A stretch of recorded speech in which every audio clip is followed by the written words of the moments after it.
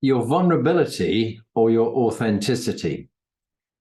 These are both very important topics. They're talked about a lot. And as a leader, in the old days, it used to be that you had to be dead hard. You had to be strong, serious, stature, presence, came into a room and everybody was silent and in awe of this leader.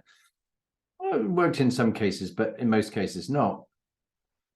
What many leaders got wrong was they thought they couldn't be appropriately vulnerable.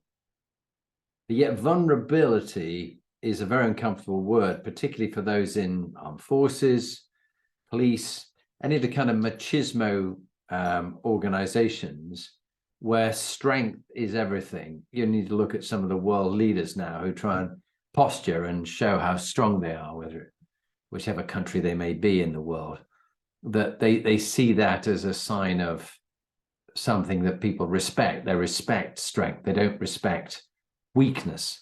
But there's a difference between weakness and vulnerability. Vulnerability is that ability to admit that you don't know. I remember one of our finest leaders in the military, one of the brightest brains that we had, and a great parachute regiment officer, General Sir Rupert Smith, who I interviewed on one of my podcasts. And he did say that a lot of people think they have to be the know-it-all. As a leader, they have to know everything. And he went into one big conference they were preparing for it, and he came in. He was their boss. He was Supreme Allied Commander Europe, or Deputy Supreme Allied Commander Europe, and they saw him come in, and they were all in great reverence of him. And they went, "General, what do you think?" And he put his feet up and sat back in one of the folding chairs and said, "Guys, I don't know. What do you think? You tell me. You're the experts on this topic." And they were more relaxed then, because they felt that he didn't expect them to know it all, and that actually to admit you don't know is a sign of strength. Only the strong can be appropriately vulnerable.